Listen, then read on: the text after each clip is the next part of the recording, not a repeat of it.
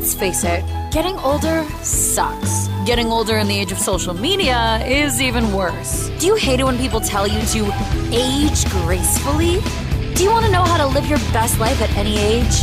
Well, so do we. First rule, don't call me ma'am. Now, here's Jodi Miller. Hey everybody, welcome to Don't Call Me Ma'am. Don't fucking call me ma'am. I'm Jodi Miller, and today I'm incredibly excited to introduce you to my guest. She is an author, she is a fellow podcaster, but more importantly, ladies, she's a matchmaker. Yes, they still exist. Matchmaker, matchmaker, make me a match. Yeah, I can sing, no biggie. And I think I definitely sang that in a production of Fiddler on the Roof somewhere in high school. But anyway, I want everyone to put your hands together, and I know you're not driving anywhere because where are you going? Put your hands together right now for Julia Bendis. Woo! Thank you. Thank you so much, Jodi, for having me. Oh my God. I think I met you. Didn't I meet you at the Irvine Improv? Didn't you came up to me after a show? Or before the show, yeah, I came to watch you, and then you were helping me with some comedy too. Remember that? I know, I do remember that. But I honestly feel like you were immediately like, I can find you someone. Which for any single girl is like, yes, please do. We always wait. Single women in general wait to hear that. If you're single, you wait to hear, I can find you someone. And we also wait for like that psychic to walk up to you and be like, I have a message from beyond. And then you're like, what is it? So those two things. And I think I've had both of them happen to me, but this one was more important. Well, it's funny because I always say, I can't stand those people that will say, the universe will provide. I don't need to go out and look and put in too much effort. Universe will find me a man. So, but which is so ridiculous. You got to put yourself out there. But it's so funny because even my kids are like, Mom, you've got to stop approaching people and just say, oh my God, I think I have a match for you just based on what they look like. But I kind of knew you a little bit and what you're about, and I always wanted to try to, match you, of course. And so it's like it's an immediate thing for me. It's a problem. It's like a disease. Well, I'm sure it's very embarrassing to your kids. I could see that. But for anyone else, it's not a problem. And you're right. No one has time for the universe to like decide when we're going to meet that person. It's the same reason we go to see psychics. Like, I don't have time to see how the future is going to unfold. Tell me now so that I can prepare. Yeah, 100%. I mean, I think it's funny, but it's not funny. I've actually given my purse to my son before in a store. Like, stay here. I'm going to go after that person. I'm going to give him my card or her. I'll be right back. And he's standing there with security guard going and like, yeah, this happens all the time. I'm fine. Don't worry. Do you feel like you approach men more than you approach women? Well, so here's the thing about that. I'm not allowed to approach men anymore.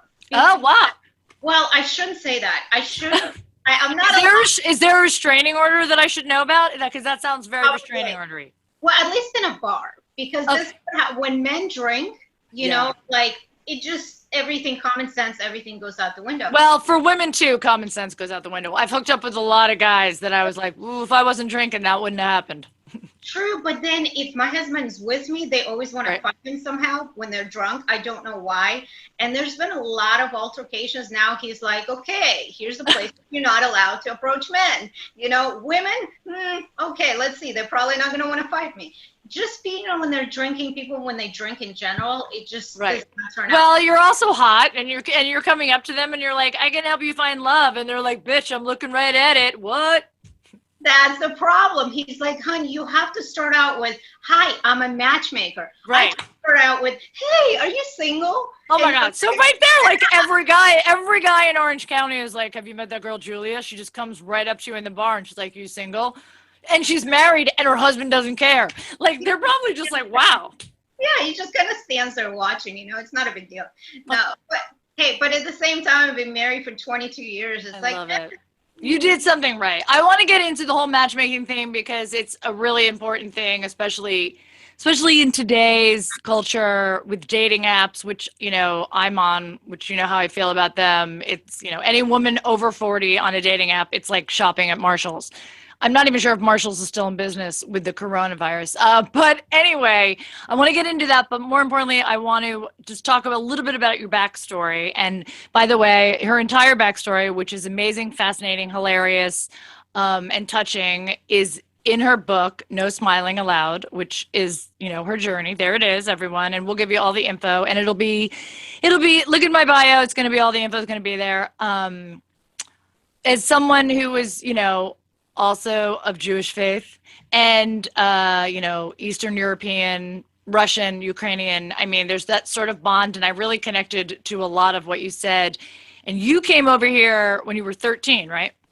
Right. Yeah. It's kind of a funny story. I can't even, 13 is tough enough. Just being 13 is tough enough. In the throes of puberty, starting high school or middle school for a lot of people, I mean, it is brutal. And then you're coming over, you don't even speak the language, and you're in Orange County, which, yes, as you pointed out, is like the most, it's like the Orange County is the uber popular girl of Southern California, like the most popular girl. Like Northern California is like the alt girl who's like kind of like, we don't know what to like, she's cool, but she probably smokes cigarettes, and we don't know what's going on with her. And LA is like, everybody's kind of friend, a little snobby, but Orange County is like the popular girl, and everyone wants to be friends with that person. Yeah. It's, I would say it's a funny story, but looking back, it's not a funny story. It was a really hard, sad story. And as I always say, with comedians, there's always a dark story, because that's where you get your humor from. Yeah. And comedy. But I didn't realize it was funny when I was writing it. I was writing it as kind of like my story, my life, my family. But right. We came here in 1989. It was before the fall of communism. Mm-hmm. So I was born in Ukraine, right. kind of by mistake. My mom just went there to visit her parents. We lived in Latvia, which was the Baltic states. They still are.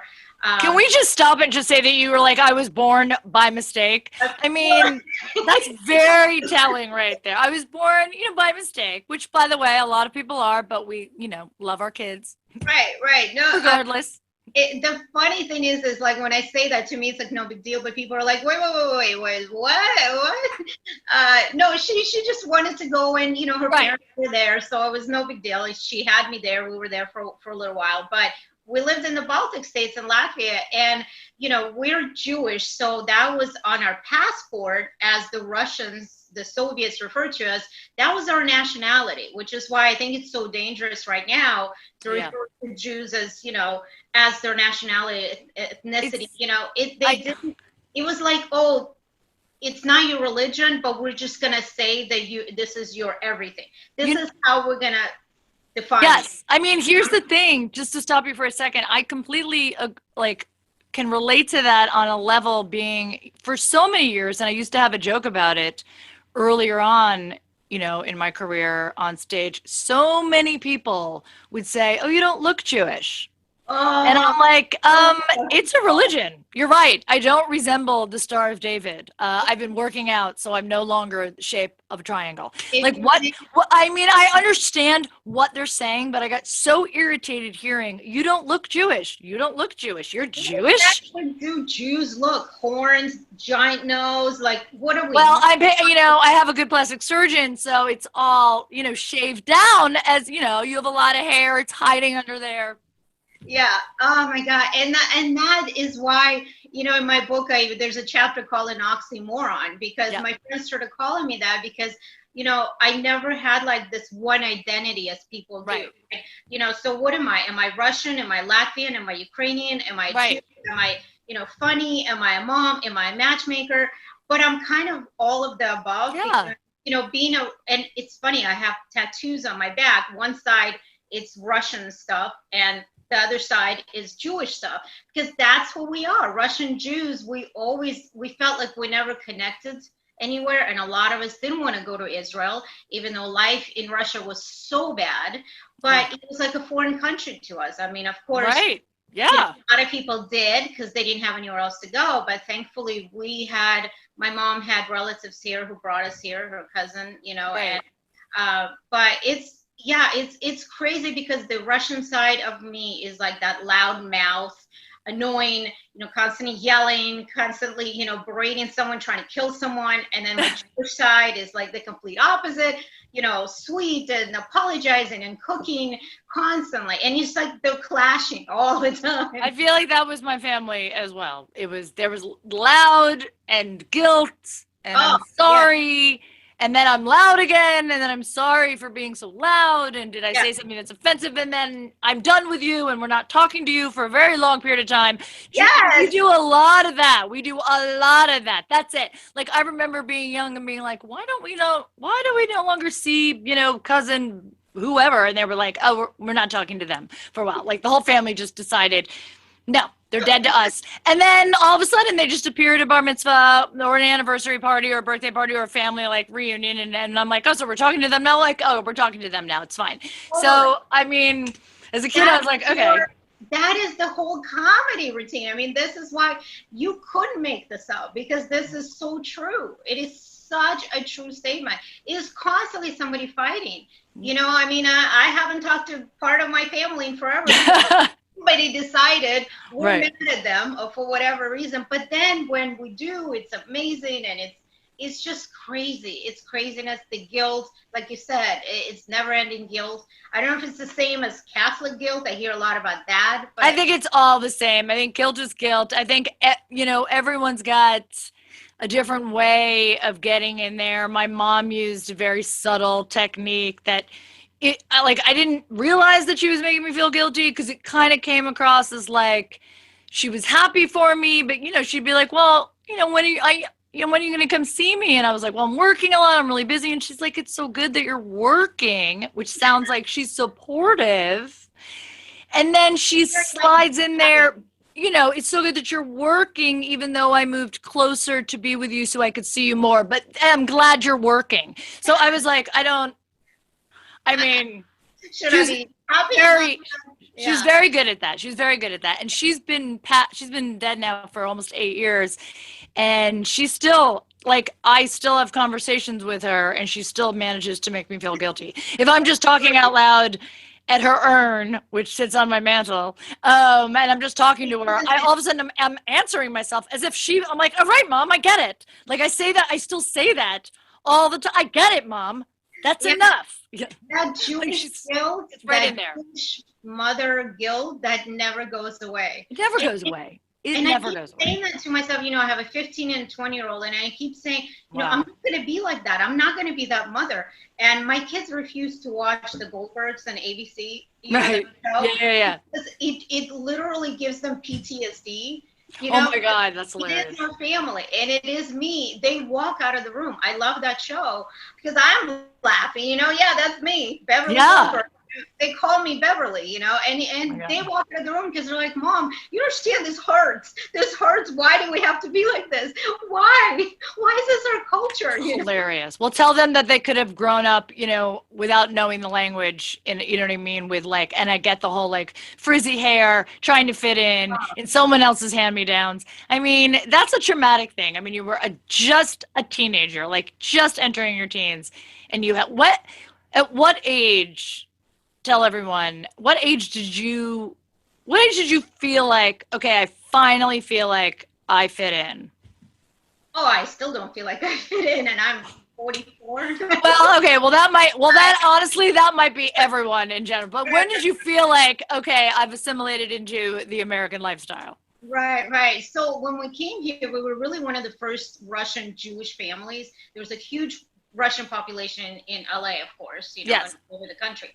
But I think so. It took me, and my brother was younger, he was 10. It took me about, I want to say 3 months to where I felt comfortable speaking and writing. And, as a teenager, it's faster for my parents. It took a lot longer. Oh my God, of course. But then I started, when I would make phone calls, I remember even calling the school pretending I'm the mom, and, they'd call my mom and say, there's someone with a heavy accent calling for Julia, but I have a feeling it's not you because your accent sounds different and you sound older, But that's hilarious. I felt comfortable enough after about, 3 months, but I didn't feel like I belonged or fit in until probably Probably until after high school, Right. because middle school, they held me back.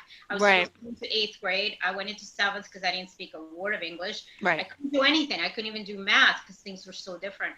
But middle school was awful. Girls are awful. The other Jewish girls were awful. Yeah. And I went to you brought up camp, and that's oh, a Jewish thing, especially it's actually an East Coast Jewish thing.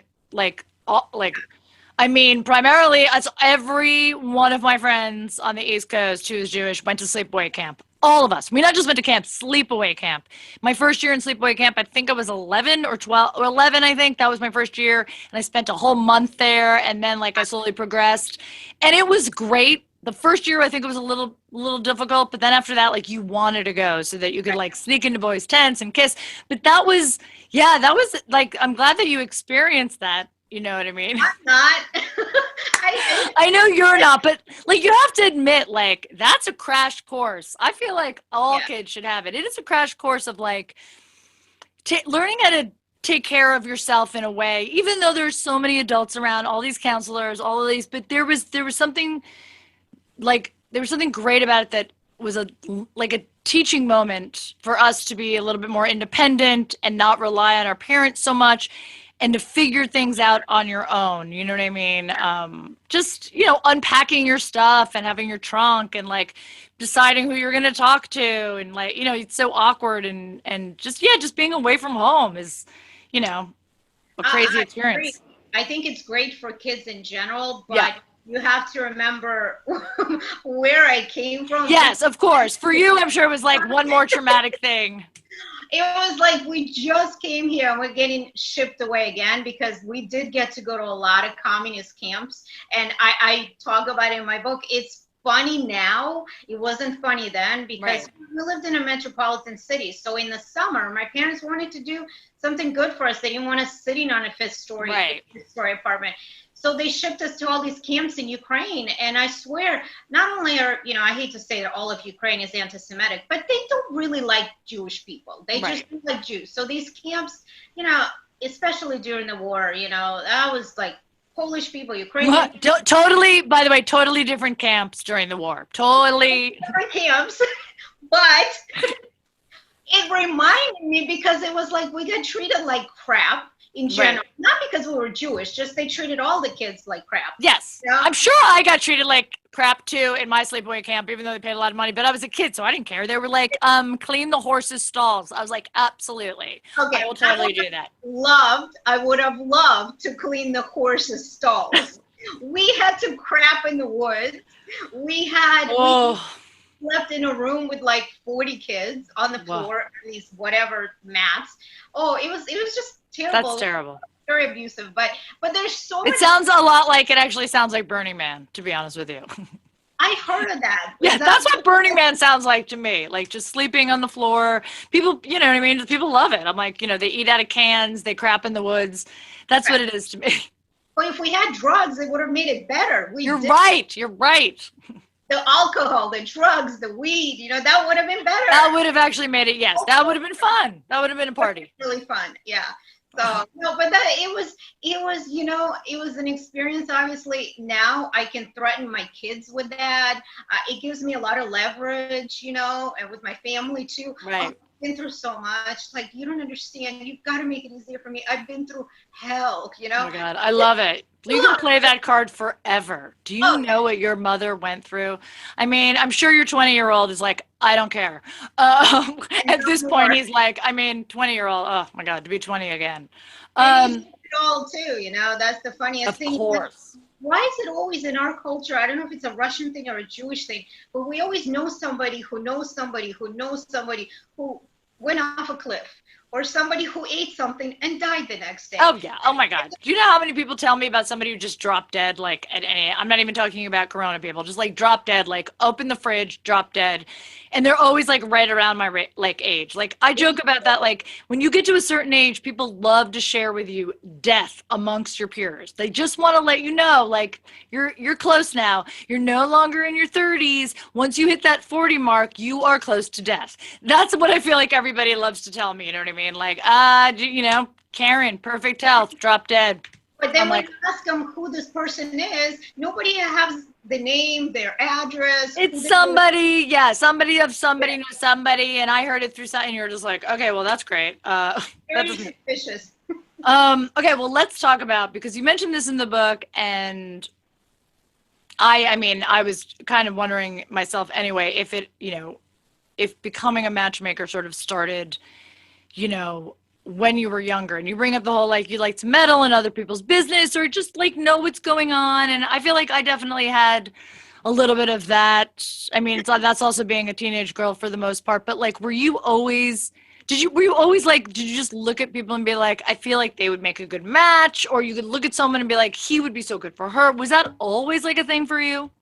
Always. It is so annoying. It was like the only thing I care about, and literally still to this day, I all I do is cook and meddle into people's lives. I really don't care about anything else. I really don't. I mean, obviously, civil issues, civil rights, civil liberties. Right. No, of course. Yeah, the other stuff, the really important stuff. But yes, but other than that, like love is a big deal. So. Love, sex. I mean, I always want to know what's happening, if they're having good sex. And I don't know, I feel like it's my dad's fault, because it was always like, whenever. Please don't tell me that your dad was always wondering if you were having good sex. Always. Even really? And for him, it's like, okay, you got a zit. Are you not having sex? Like, what's happening? Oh my God. What is it? Because, to him, every solution is sex. For sex. Wow. Well, that is, I don't think that's a lot of dads out there. I mean, I think a lot of guys out there are like, yeah, every solution is having sex. But usually dads aren't having that conversation with their daughter. Like, it's big to him. My parents were very open growing up. I mean, that's great. To close the door, stop walking around in your underwear. My friends are here. Like, why? Why is it a big deal? So what? And my dad always says I don't sound like that. I'm like, yeah, you do. But that's exactly what you said. But no, it was just always how I was. I connected people. I love connecting people. I love that.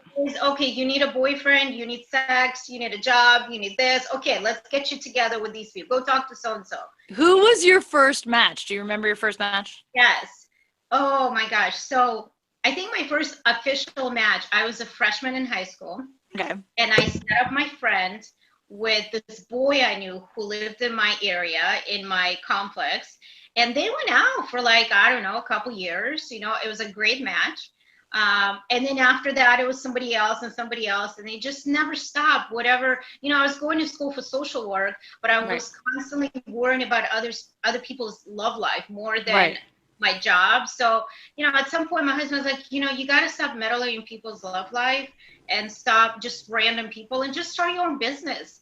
Because I think what he meant to say was, if you're going to meddle in other people's love life, you better get paid for it. That's what he was saying.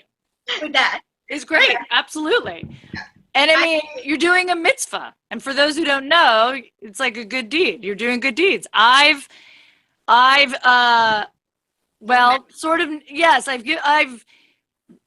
matched up two people, not matched up, but I convinced, one of my really good friends to give her, her now husband a chance, and she wasn't going to. And that's my mitzvah.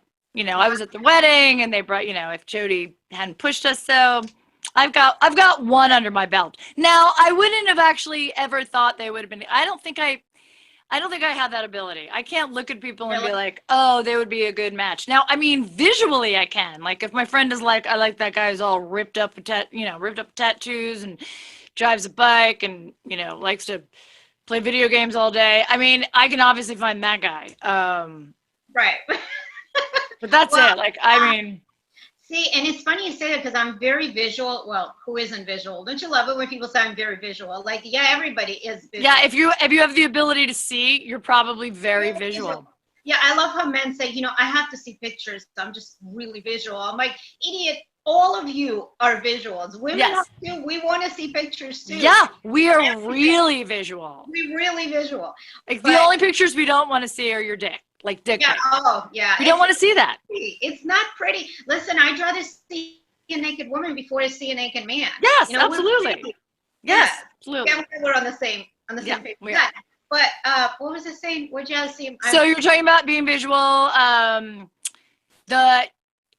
like you Yes. always knew, yes, you could always just see the visual, like he would look like that's her type visually, like, you know, physically. Or I think it's beyond that. I am visual in terms of that. I just need to see their face. And a lot of times I do print people's pictures, and my office sometimes looks like a crime scene because on the floor I have pictures like headshots Right. all over the floor, and then I just kind of stand there and I ponder. But I have to get to know that person too, because once I start talking to them, you know, within the first 10 minutes, I know whether they're lying to me or not. Oh, wow. Tell me, like, what, how do you, like, what do you mean? Give me an example. And that's what I tell people too, when you're out there, be your own matchmaker in a way, you know, like kind of see through the BS, see through the red flags. Right. Well, I mean, like, I know when people, for example, if someone starts out a sentence with, you know, look, I'm no racist, but of course, yes, yes. Then you're like, you're racist. I have a strong bias towards white women, and that's all I've dated. So, you know, I'm like, okay, well, let's talk about this. Is it just preference? Is it something you just always known and you don't know any different, or are you really a racist? You know, that's the point. Let's get to this. You know? But you know, a lot of times I can tell when they're lying to me. I can tell when they're telling me what they think I want to hear, and you know, in terms of a partner, like, oh, you know, I'm not so into looks. I really just want a good person. You're into looks. Who is not, especially in Orange County, Southern California. You know, so you're telling me that if I bring you someone who's extremely overweight or extremely underweight, you're going to be like, yeah, let's do this. Right. Oh, you know, so people are just they need to be honest with themselves first. And that's, you know, I turn people away who tell me they want a man, but I know they want a woman, or the other way around, you know, men that say they want a woman, but I feel it. I know they're gay. And, and I feel bad, but I always have a conversation with them. I said, look, I'm getting a different vibe from you. And have you ever thought about being with a man? And then, you know, one of them started crying. And he said, if my dad found out, he would kill me. Right. Like, that's so sad. So, yeah, you know what I mean? Like, so you need to be honest with yourself. Yeah, you have to be honest with yourself. If you want to be in any, like, healthy relationship, you have to be honest about what you're looking for, what you can contribute to the relationship, because I think a lot of people, they don't even know themselves. So how could they know what they want out of a partner if they haven't taken the time to get to know themselves? Exactly. I hope a lot of people during this quarantine are like really, you know, getting to know themselves. I mean, I know for me, it takes 3 days before I have to shower. That's the big takeaway. Like, you know yourself. I know myself. Here's the thing. You know my history. I've been single, you know, the majority of my life. In later years, I've definitely had, you know, the last 3 relationships were pivotal for me as far as not lengthwise, but like what I needed to learn from them. The takeaway was, I feel like, the last like few pieces. And a lot of times, you know, we sit there and we're working on ourselves, and a lot of times we're not ready. We tell ourselves we're ready. We get on the dating apps, or we hire a matchmaker, or we have our friends set us up because we're like, I'm ready. Like, where is he? And in reality, we're not ready. We haven't done the work. We haven't figured it out. And I think for a lot of people, it's the other way around. Like for me, I think for a long time I wasn't ready. And now I really, truly believe I'm ready. But like I tell people when I was buying my house, I wanted to buy a house like years ago, but I was waiting for things to come through in order to have a down payment, and it just wasn't happening. And I felt stuck. Yeah. And when I got this house last year, I remember walking in and immediately knowing, and the truth is I was ready to move, you know, maybe 3 years ago, I was ready, but this house wasn't ready for me. I was always supposed to be in this house, and this house wasn't ready for me yet. There was somebody still living here, you know, a family that was still living here. They weren't ready. So the house wasn't ready for me. So I truly believe I might be ready. I've done the work getting to know myself. I've worked on things that I needed to work on, but maybe my match is not, he's not ready yet. He's just not ready, but he's getting ready. You know what I mean? It's the timing. I mean, the timing is huge too, you know, like you said. And at the same time, I feel like a lot of times people ask for things or want things that they think they should be looking for in a partner, but not necessarily what they need. You know, whether it's cultural pressures, family pressure, or what they think, you know, I have tons of clients that come to me and say, you know, I will date within my culture only because this is what's important to me. There's nothing wrong with that, but is that what's important to you? Do you truly want somebody, or are you open to any culture, you know, or are you open to anything? And, you know, that whole opposites attract thing is such BS. I never believed it. Yes, it's exciting because it's someone different. It's something different. But at some point, that's what's going to break up your relationship, you know, because you're going to be doing things that you don't want to do. You know, like, for example, someone who's super adventurous, super going, hiking, running, biking, mountain climbing, and you're just like, okay, I'll do it because that's what. Because that's what. Everyone's like, and everybody. And by the way, everyone posts those pictures on all the apps. They're skiing and surfing, and they're outside, and they're playing with their dogs, and they're hiking, and they're super active, and they're riding their bike. If I don't see a picture with you like on a couch somewhere, like I'm not going for, like, I don't want to be that active. But for a long time I was like, like I'll do anything too. No, I don't surf. I don't ski. I mean, if you do once in a while, that's great. You should have your own hobbies. But if you're like outdoor man all the time, I am not your girl. Because and I'm not going to lie to myself and say that I am. Also, if all I see are pictures of your dog, that's another red flag for me. Now, I know everybody's like, oh, but he's a dog guy. Like, okay, I'm a cat girl. I like dogs, but if you're all about your dog, it's not going to work, buddy. Well, you know, 1 or 2 pictures with your dog is totally fine. Totally fine. I don't even, by the way, I have no pictures of my cat because, look, here's the thing. The same, I know, because that is an immediate, like, red flag for a lot of people. And let me ask you a question, because an ex told me this. No, he didn't live here. So we had like a long distance thing, but he just brought up, you know, in my mid 40s, and he was like, you know, a woman in her 40s who has never been married is a red flag for guys. And I was like, what? I didn't think it was. But then the more people I talk to, the older you get for a woman, like if she's never been married, apparently it's a red flag for a lot of guys. Well, here's the thing. Everything is a red flag. Well, I mean, to me, it's a matchmaker, right? So it could be anything. Someone who's been married, who was married young, could be a red flag. You know? Someone who was in their early 20s, or, you know, 20 years old that got married or whatever. So anything could be a red flag.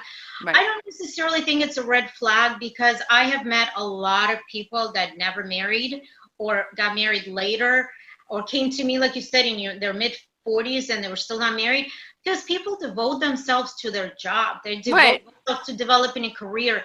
And I always say that it's better to be a complete person when you find your other person, you know, your partner, than jumping into something so young when you're still, there's a chance you can still grow apart. Oh my God, of course. Even for me, look, I got married super young. I advise everybody against it, because not because I don't love my husband, you know, but it's, you know, I was 22 years old when we got married. I had my first at 23. I mean, my oldest is 20, and I'm telling him, imagine in 2 years from now you having a kid. He's like, oh my God, no way. Right. And it's not right. I always think, so I think it's a good thing to wait till you're completely ready. And the fact that you know yourself, you know, things happen, people die, engagements get broken. So you don't know the reason. So for him to say that, I mean, he had his own issues for sure. And it's not that I absolutely agree with that, but there are elements of it that I can see true. And I joke about it, but sometimes for a woman, it would be better if I said I was divorced or I was a widow than I've never been married. You know what I mean? Sometimes I'm like, oh my God, I should just say that. I'm like, oh, he died. Because then they're like, okay, well, some guy committed to her, so I can commit to her.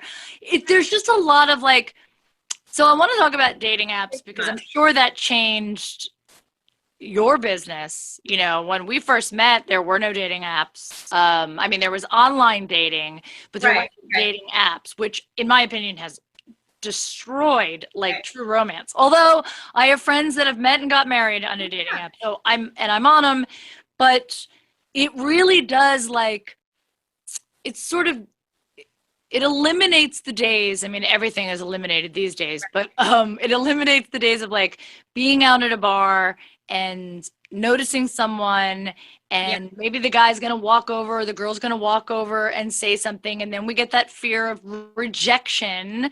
So we stop ourselves and then just go to our phone and was like, well, this is like rejection free, sort of. I can just swipe. Yeah. And if they don't swipe, maybe, I don't know, they didn't see my picture yet or whatever. It's a safer way for a lot of people, instead of taking that chance, walking up to someone in real life and being like, oh, hi, can I buy you a drink, or can I get to know you, or are you single? I mean, any of these things, just getting to know someone in real life. Like, I always think that's just the way it's going to be, because there's so many men that I swipe on, like left or right on, that if I saw them in real life and I met them, maybe I swiped left on them. I didn't, I wouldn't go out with them, but I met them in real life, and this is the person I would date. It's so hard to just make that judgment call based on their, and a lot of profiles are great. They're getting better and better, and they're more elaborate, so I can get a better sense of who they are.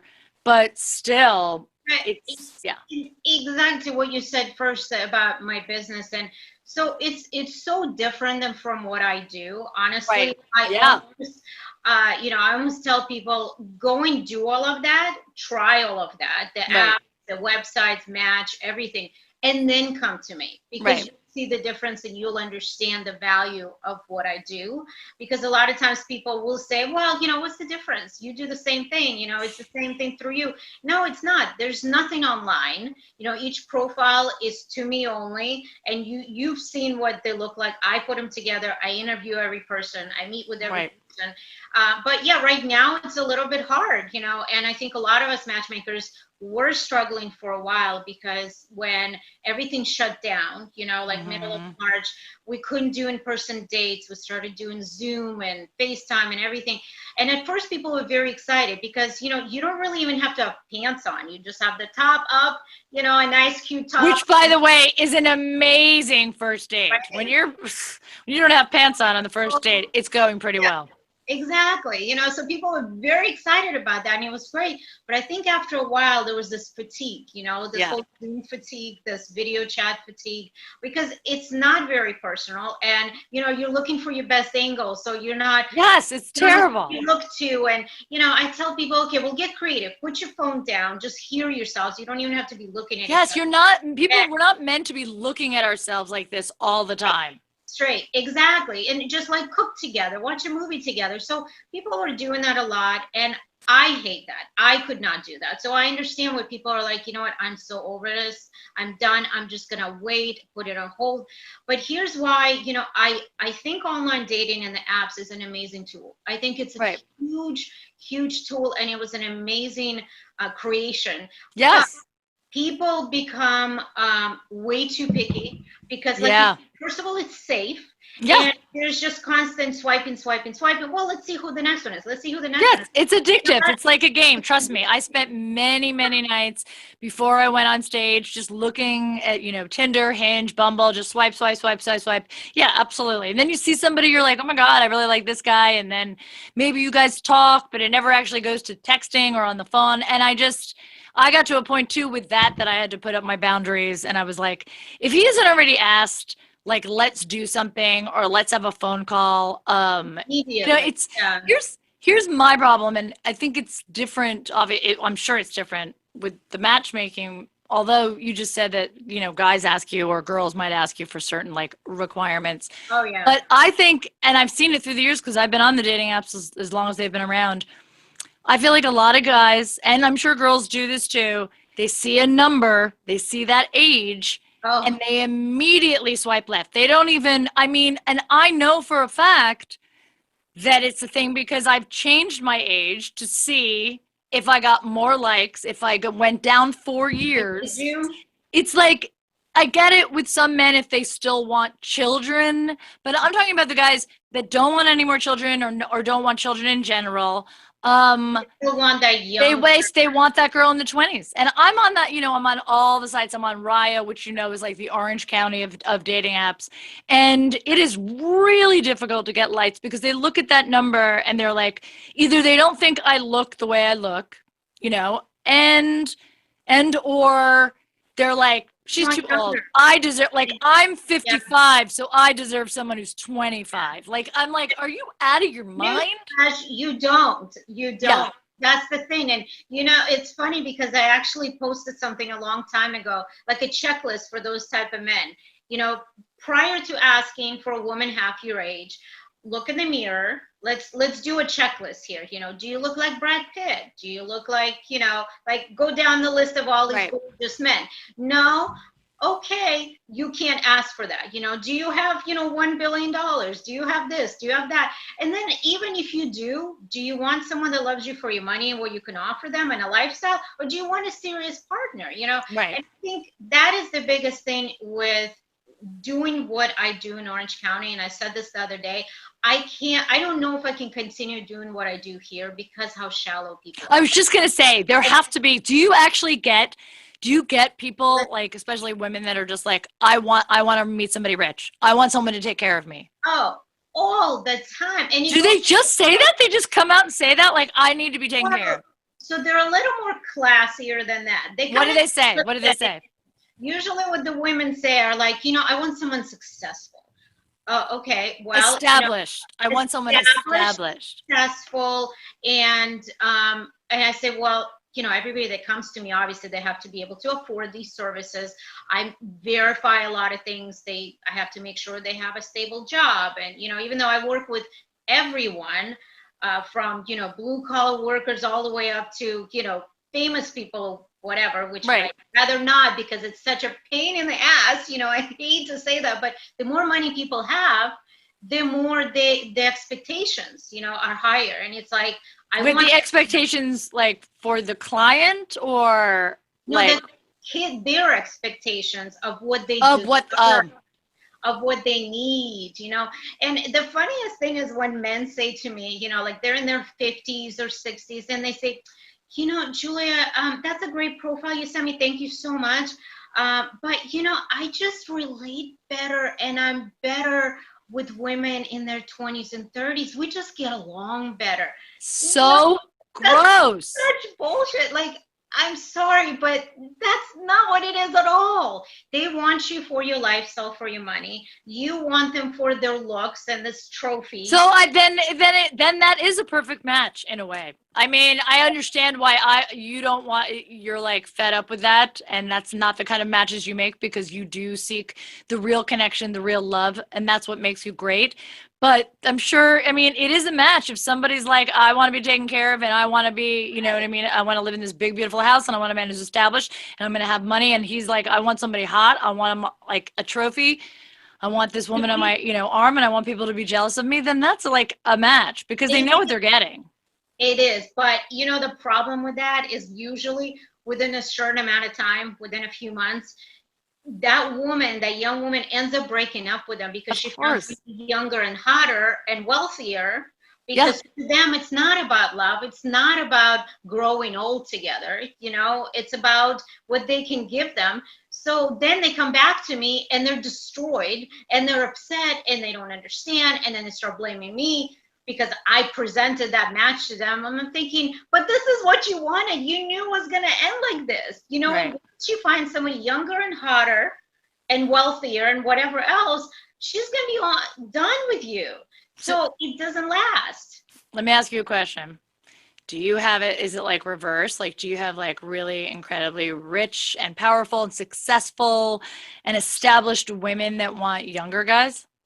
They do, but that's never going to happen, unfortunately. And I've gotten so much hate mail for that. It's awful. I present them to younger men. I think would be amazing. No, it is like pulling. A lot of younger guys, though, like successful, powerful women. I mean, it's more. But they also kind of want that same lifestyle and want to be, you know what I mean? So it's also, these women are truly looking for a partner. Right. Not looking for, you know, a sugar baby to take care of. They really want a life partner. But these boys, young men, they just want to have fun. God, I would just love to be like, this is my sugar baby. Like, I just want to call him my sugar baby. Just once. I want to call a guy once my sugar baby. Even if he's not my sugar baby. Even if he's older than me, I just want to be like, sugar baby, taking care of this one. But then you got to teach them stuff. That's what I keep telling people. Why Yes. you younger man? Then you got to teach them everything. It's like starting all over again. I can't imagine. I would have, honestly, I joke about this. You know, if God forbid my husband died tomorrow in his sleep. Oh my God. I got one. You know, my profile would be the crappiest profile ever. It would be so honest, and it would be like, I don't work out, I don't hike, you know, I can walk on the beach with you. I don't want any young guys. I want you to know what you're doing in the bedroom. I want this, and you know, it's just because you know yourself at a certain age, right? You know what you want, and you know what you don't want. You know, it's so, we definitely do. I've definitely had a lot, like I've done a lot of experiments with the apps and my profiles just to like really take the temperature of certain people. And Hinge I really enjoy because they have a lot of interesting questions and prompts, and that you know, they have a lot of, it's not just like, you know, I like to do what on a Saturday. They've got like really interesting lead-in questions, which I really like. Yeah. And one of them on my profile is, how would your mom describe you? And for the longest time, I think I had, you know, a very generic mom thing, you know, that I'm caring and loyal and that I love my cat. Like something, you know, cute. But I think all my other questions, I had a funny answer for that. So that one was very sincere and honest, what my mom would say. But I say sincere and honest because that's what my mom would say, but that's not really how I would answer it. So I remember I was at work when we were allowed to go to work about 6 months ago, and we were looking at my profile because that's what we do when we're like, you know, not taking a break from work. We're looking at everyone's profile, and like the girls are sort of coaching the guys and the guys are coaching the girls. So I was like, you know what, that's not the answer that I wanted to give. And everyone was like, well, what's the answer you wanted to give? So the answer was going to be, how would your mom describe you? And my answer was, she wouldn't, because she's dead. So they were like, put that, because that is what I would say. So funny. See, it is funny, and it's true. So I put that there. Yeah. Let me tell you, my likes went from like, I don't know, you got like 3 to 5 a day to like maybe 3 to 5 a week, like dropped down like completely. Like I stopped getting likes, and it was real. I was like, are you fucking kidding me? They couldn't like hear that was a joke, even though a lot of my other answers were also funny answers. And you know that you can tell that I'm a comedian just from my profile and my pictures, because I'm on stage. So obviously, but the second I changed it back to a more generic, safer answer, the likes went right back up again. So either they were like intimidated by like, this girl's just she's too funny, or she's too on, or she doesn't take things seriously, and she doesn't, you know, like it was actually really upsetting, because I can look at a guy's profile and I can see a really like sarcastic, funny answer to a question and be like, oh, that's a really, I can tell that guy's funny. Or I can tell he's trying too hard. And I think you're right. I think it was bad timing, because I know men, even, you know, my clients would absolutely love that, and they would see that you're funny and the sarcasm. I think it was just the wrong people, honestly. I mean, they could have thought, oh, she's like really hurting from her mom's death. Because if you're just reading it, they could be like, oh, she's saying it like she wouldn't because she's dead. And then I'm not over it and I'm still dealing with it. Instead of me being like, well, she wouldn't because she's dead. Right. They're like, oh, crap, she's grieving. I don't want to talk to her yet. I'm going to give her some time. But although I find that when I'm grieving about anything, I'm more vulnerable. So guys usually like flock to me. That's very true. Did you have a smiley face at the end, or no? Nothing. I know. I had an emoji of the girl going. Oh, God. See, that's funny. It's all about the emoji, people. I think a smiley face probably would have been more like, hey, I'm fine, you know, I'm laughing. Hey, yeah, my mom's dead. Who wants some dead mom humor right here? Oh my God, that's so funny. I think people just can't see beyond what they're reading. They really don't read between the lines, you know, so to speak. And I think a lot of people just kind of get lost. And, you know, I think a lot of men just don't read profiles, period. That's one of the things that I help people with, is their online dating profile. A lot of times they just want help with that. And I'm happy to do it, because people just kind of swipe. They don't really even stop to read. That's why you have to have amazing pictures, and they don't have to be professional, just really good pictures. I love the ones where there's like a group of people. And and there's 3 or 4 pictures like that. Even they send them to me, and I'm like, right. how do I know which one you are? I know. It's so, yeah, it really is very frustrating when I see a profile picture and there's not one, maybe there's one picture of him alone and it's from like 100 feet away. I'm like, who the fuck is that? And then there's like 5 pictures of him with all of his friends, or him and like 2 hot girls. Like he's saying, look, I've got like hot girls that are all over me. I'm like, I don't want to see that. It's so, yeah. It's so tacky. And it also tells us like, what, are you hiding something? Do you have like a giant mole on your forehead or something? Why is it so far away? Why isn't there a couple good, decent pictures of just you? What are you hiding? So we have questions, and it might not even be the case, but that's why I tell people, you can't post pictures like that. Right. You have to, just go outside and have a friend take a bunch of cute pictures of you. Well, yes, that's great advice. I would definitely do that for any of my guy friends that, we're doing a profile. I feel like I have actually. I think, it's so interesting because I've had to like, take a good look at my history of online dating and the dating apps and what I used to be attracted to, and now knowing like that's not really good for me. Like I used to, if I saw a guy in every picture partying, the center of attention, just larger than life, everything's crazy. Normally I would be like, oh my God, that's so my guy. And it's not my guy. That's so not my guy. And it took me a long time to be like, that's not like, we're like magnets. It's like the same side. You know what I mean? I know how you said like opposites don't attract, but I feel like not so much interests. I mean, personality types. Like I like to just compare, most relationships to like, there's the plant and the pot, the plant needs the sunlight and the pot supports the plant. Right. And the pot gets bigger as the plant gets bigger. And sometimes the plant needs to be the pot, and vice versa. And when you're single, you have to be both of those things for yourself. But I think innately, like, you have to ask yourself, am I a pot or am I a plant? And I think for a very long time, I thought I was a pot because I do like taking care of people and it's sort of in my nature. But the reality of it is I'm a plant.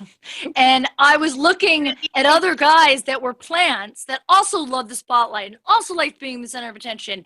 And while we might have had chemistry in the beginning or like lust, we eventually just, you know what I mean? It was too much. So I find the relationships that I have had that are more successful, the guy has always been way more low-key. He's always been the plant type and just a little bit more reserved. Similar interests, we love some certain things, but he's okay with letting me be a little bit more, in the more plant-like. And I completely agree, and I totally understand. And as corny as this sounds, my grandma used to have like the best advice, but it was also sometimes so traditional that like nowadays I really can't say because people just go crazy. For example, she would say, a man is not a man unless he has like hair everywhere, because that's a true sign of a man, but it's like, basically what you're trying to say is, like, it's okay to be hairy, it's okay to be with a man who's really hairy. Like, what are we so like metrosexual for? But the way she would say it, another thing she would say is like, it's okay. It's better for a man to love you more than you love him, kind of thing, but she would say it in Russian. It wasn't quite the same, but then she'd throw some. So it's like Russian, Yiddish, whatever. But it's so true in a way that not so much that he should love you more, but like you said, take care of you, support you. And yes, you can do it for him. You should both do that for each other. But some people, especially for women, I feel like if we're all feminists, we're all independent, we all have our own lives and our own careers. Right. But sometimes as a woman, you do want to feel taken care of because if you're a mom or not, we end up giving 100% of ourselves to other people. We end up taking care of everyone else. And sometimes it's nice to have a man that you could just be like, you know what? I need you to support me right now. I need you to take care of me, and you were looking for someone like you, but you should have been looking for someone, like you said, that's a little more caring and loving and just can step back and have you be in the spotlight. and do all the crazy things and whatever you want to do, but then come home and be like, just chill, have that, be that support for you. So it took me a really long time to realize that. And I'll still like look at profiles and the guy will be so hot. I'll be like, woof, I'm so attracted to this guy just by the way he looks. But his profile, he's just the center of attention. It's just too much. And I'm like, you don't need that. No, that's just like that. I can just meet him somewhere and fuck him. Like if that's what I was going to do, then then I can just do that. And by the way, I have definitely made that decision. I have also, that's another great thing about the apps. Don't get me wrong. I've definitely utilized them. Like, you know what?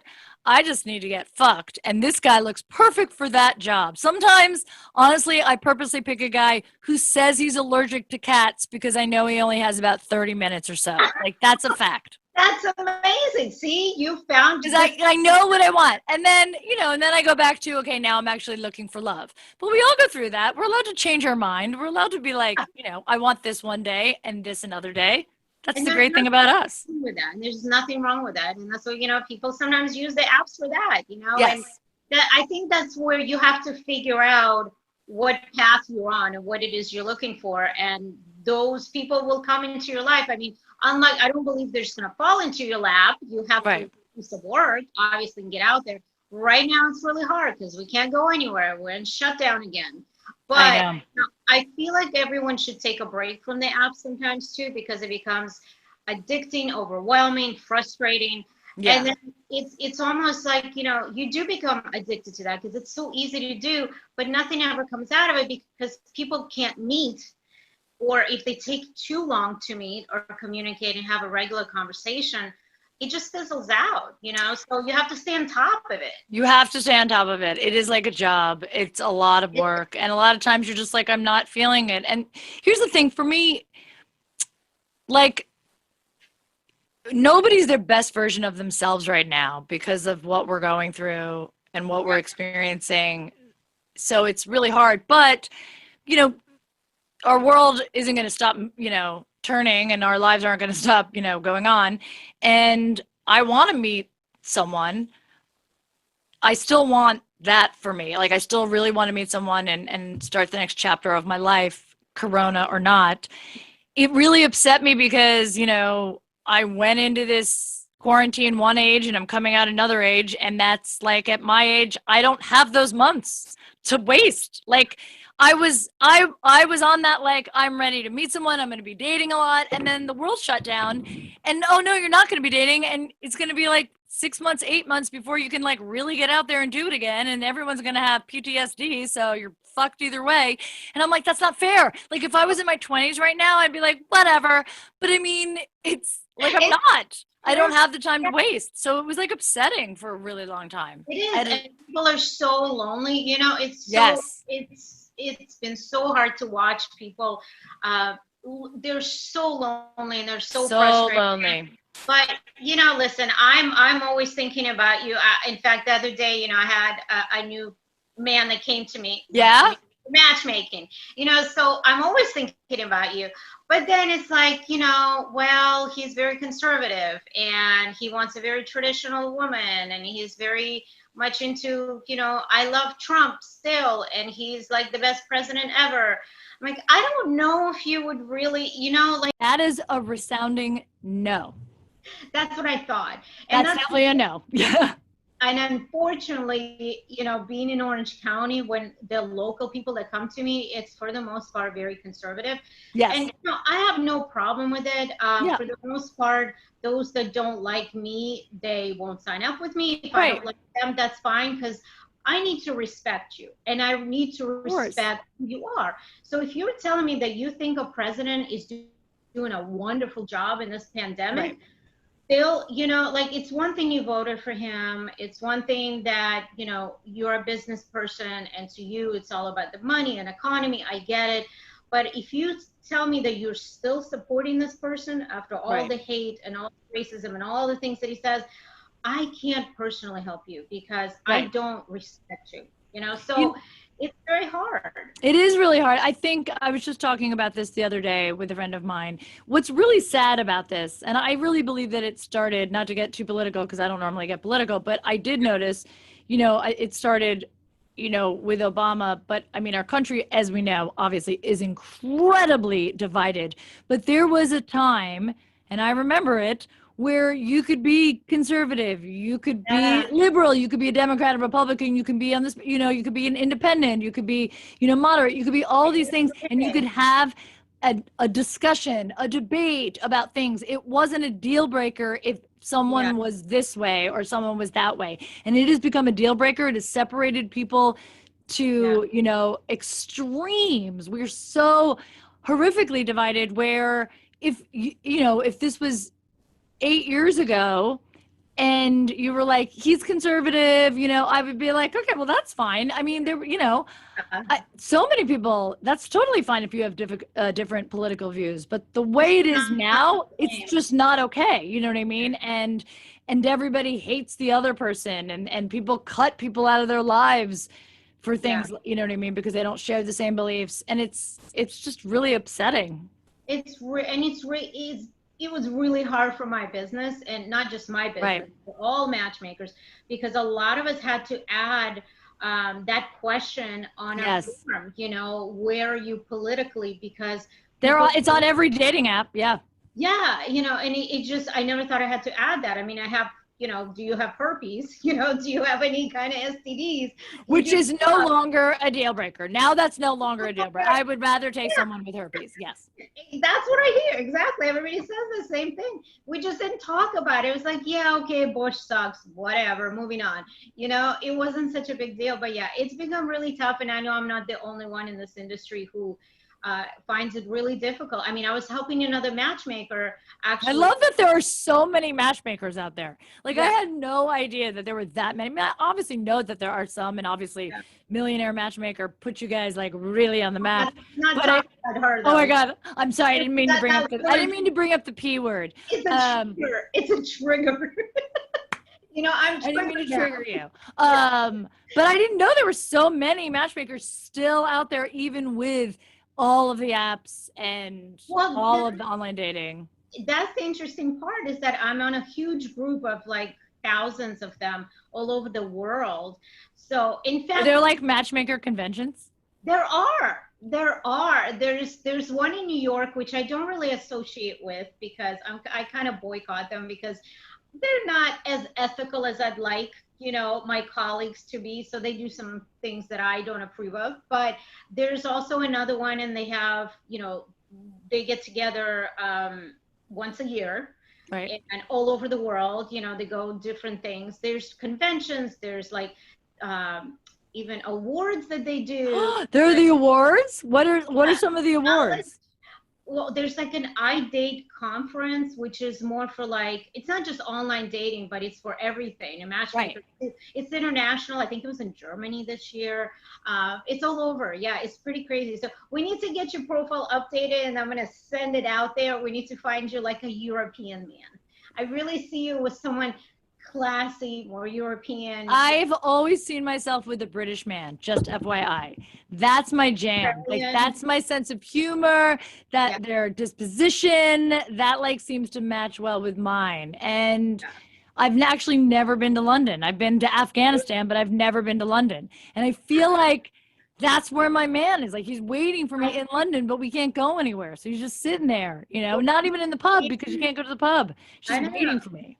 Well, once you can travel, you should definitely go. That's my huge advice to women. All my women, I tell them, listen, go to the bar by yourself. Men will not approach you if you're sitting with a group of girlfriends. I think the problem is, yes, that's true. I think the problem is that once you get to a certain age, the last thing I want to do now is go to a bar.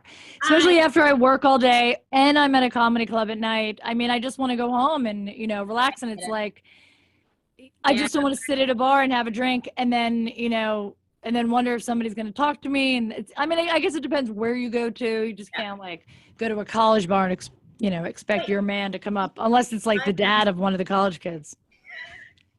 It does work every time. Every time a client of mine has done that, they met someone within the first 20 minutes, because men will approach you immediately. I guarantee it. No, that's true. Comes around, especially at the bar, and you're just having a drink, and All right. Well, as soon as the bar's open again, I'm going by myself. Do it. I will sit in the corner So they approach, because if they see two girls, they're never going to approach. They're too. Well, never say never. I've had a lot of guys come up. It's always when we're having that, like, you know, deep conversation. We're right in the middle of talking about, you know, the death of someone, or, you know, that horrific thing that happened in high school. And then that guy just like walks up. He's like, ladies. Yeah. It was a great episode on Dead to Me. That it was so yeah. So true. Yeah. Guys love to just come right in. I love that. I love that show. All right. Well, we're wrapping up, but thank you so much for being here. Please tell everyone where they can get your book, they can find you, they can listen to you, they can stalk you. Tell them all. Please. Yeah, we love that. So yeah, my book is No Smiling Allowed. Such a great title. Thank you. Well, and it's true, because what I did is, you know, if you see all the pictures, like, yes, I saw. Pictures always smiling. Great. Russians just don't smile. We don't smile. Not a thing we did, because no, it means you have something. You why? know? Yes. Why would you smile? You don't smile. Communism. So you can get it on my website, matchbyjulia.com. And audiobook is coming out soon. I'll have it on all my Instagram and Facebook. I'm all over social media. It's all Match by Julia. So matchbyjulia.com. My podcast, everything's on the website. They can find everything there. All right, great. And guys, and if you can't for some reason, because you're like, I don't know what everything means. I don't know I don't know what that means. You'll see it on mine when this is posted. See it on my YouTube. You see it on my Instagram. You'll see it. Thank you so much for sharing your life with us. And yeah, 2020 is a wash. So this girl's getting married in 2021. How about that? We'll make it happen. We will make it happen. Thank you, Jodi. Okay, thank you so much. Thanks for tuning in, guys. This is Don't Call Me Ma'am. Don't forget, don't call me ma'am. See you next time.